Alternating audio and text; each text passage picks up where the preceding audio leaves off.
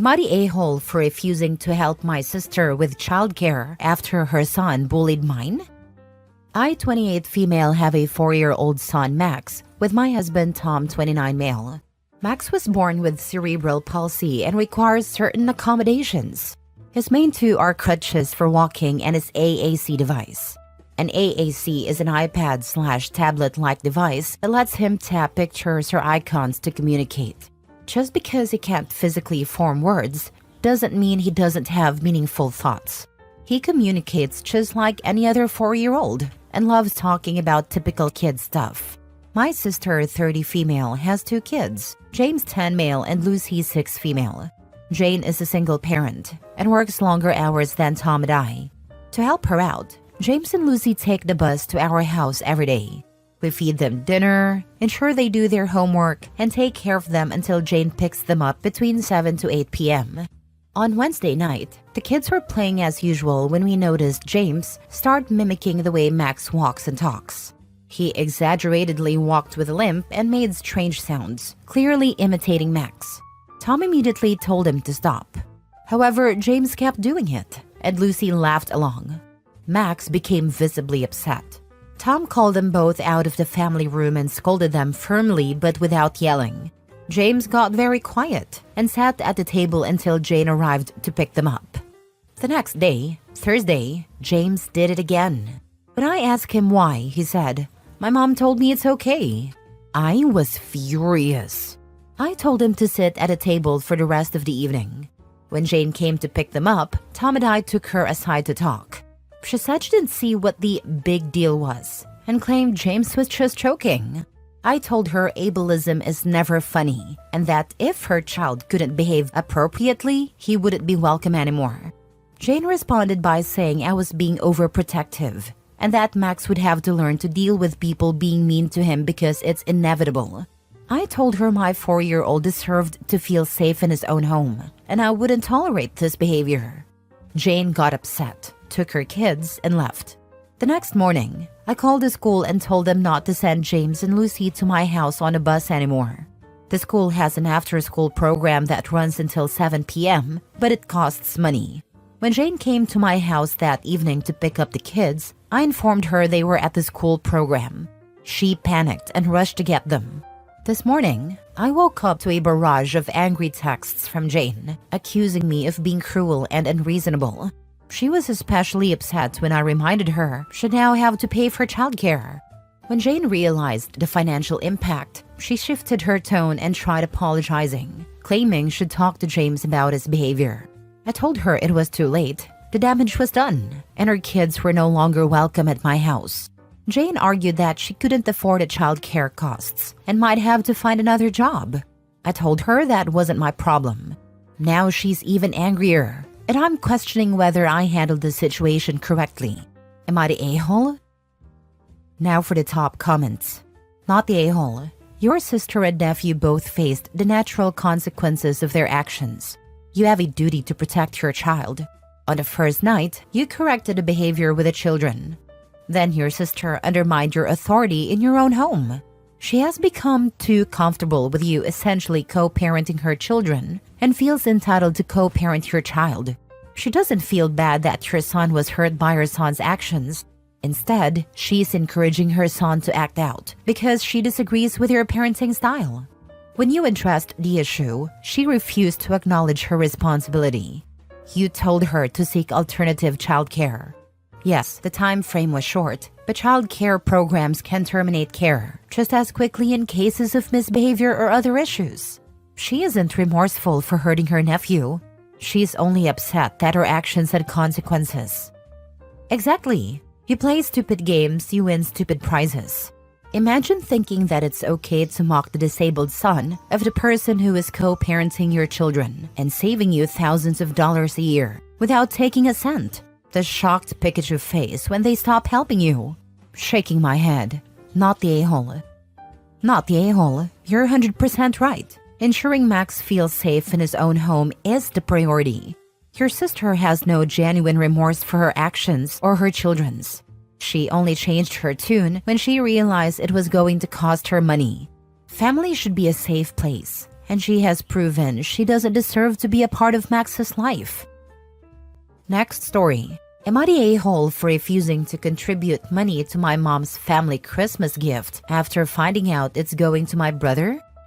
I, 25 female, have 2 siblings.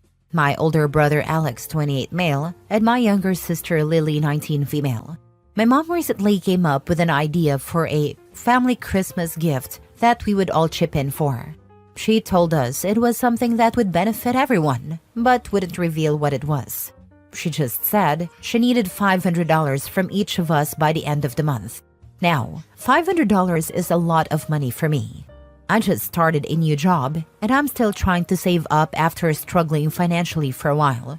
I told my mom I needed more details before I could commit, but she kept brushing me off, saying it was a surprise. A few days ago, I found out the truth. Lily let it slip that the family gift is actually a down payment on a new car for Alex. Apparently, his car broke down recently and he needs a replacement. My mom thought it would be a good idea for all of us to pitch in and get him something nice for Christmas. I was furious. Alex is 28, has a stable job, and makes way more money than I do. On top of that, my mom never asked any of us if we were okay with this. She just assumed we'd all go along with it. When I confronted her, she said it's only fair since Alex does a lot for the family and deserves it. I told her I wasn't contributing and that it was ridiculous to call this a family gift when it's only for Alex. She got upset and said I was being selfish and ungrateful. Alex chimed in saying I could afford it if I really cared and accused me of being jealous of him. Even Lily sided with them, saying it's not a big deal and that I'm ruining Christmas by making it an issue. Now my whole family is mad at me. They're calling me cheap and saying I'm being petty over something that's supposed to be a nice gesture. I feel bad for causing tension, but I also feel like I'm being taken advantage of. Not the a-hole. Your mom's bringing a $500 family gift on you without being upfront is really shady, especially since it's just for Alex's car. It's not your job to fund your own brother's problems, especially when he's better off financially than you. You have every right to say no since it's your money, and $500 is no joke. Them guilt-tripping you and calling you selfish isn't fair. You're not ruining Christmas. They're the ones making it so one-sided. Stand your ground. The fact that Alex piled on with such a condescending comment makes it clear this isn't a gift but a demand. He should be ashamed. Alex is not ashamed. He's the only son, no doubt the golden child. He's entitled beyond measure because that's how he was raised. I bet if Opie thought back to her childhood, she'd see plenty of times when Alex was favored. Mom knows Alex is better off financially than Opie. Yet, she still made this sneaky, underhanded, and unfair demand. That's why she was so evasive when questioned. If I were Opie, I'd seriously consider going no contact at this point. Next story. Am I the a-hole for telling my dad and his wife I won't take responsibility for my disabled stepsister's care in the future? My parents are divorced, and I, 17 male, mostly live with my mom. 5 years ago, my dad got married to Rebecca, and Rebecca and her daughter, Yasmin, moved in with my dad. Yasmin is 7 now and severely disabled. She can't talk or do things for herself. I don't know much about her condition overall because I never spent much time with Rebecca or Yasmin. However, I've learned some things over the past few years. I know Rebecca has a fund set aside for Yasmin's future care, and my dad has been paying into it. He's invested more into her future than he ever did into mine, which is a sore point for me, but I understand she needs it more. Yasmin's dad doesn't do anything for her, so my dad took on the role of ensuring she'd be cared for. The issue is that my dad and Rebecca are worried about what will happen to Yasmin when they die. If something happened to them tomorrow, the money is there for her care. But Yasmin's father doesn't care about her, and there's no other family to step in. This came up the other day when my dad asked me to spend the day with him. I agreed, and he invited me to his house for dinner. However, dinner didn't happen because they sat me down to ask if I would look after Yasmin and be a big brother to her when they're gone.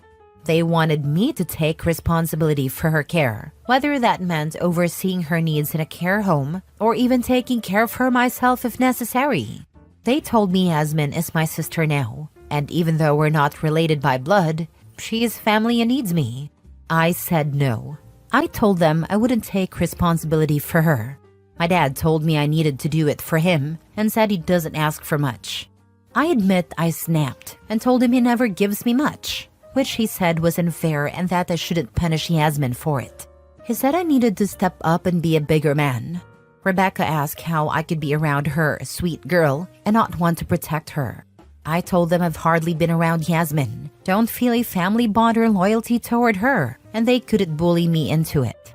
I left because they only got angrier. My dad has since called my mom's phone looking for me a couple of times. My mom told him he had no right to speak to me the way he did, and that I don't owe him the peace of mind of caring for his stepchild after he's gone. She really stood up for me. Now, my dad and Rebecca are saying I'm a heartless monster for saying no. Am I the a-hole? Now for the comments. Not the a-hole. Yay for your mom. Tell your dad and stepmom that you will never be your stepsister's caretaker, and they can stop trying to bully you into it. In order to build a sense of family, a parent actually has to be involved in their kid's life. Your dad didn't bother, and your stepmom didn't either. Now they're wondering why you feel no sense of obligation or connection. Not the a-hole. Do you even need to ask? Your dad and stepmom are horrible for asking this of you in the first place, let alone trying to force you into agreeing. You're 17, still a minor. Even after you turn 18, your life is just starting. Taking responsibility for a disabled person is a huge commitment, and it's unfair for them to expect you to promise something like that. Your dad and stepmom are being selfish. They should be making plans for Yasmin's care in a good institution for after they're gone. I think that's the plan, but they want me to take charge and make sure everything's good.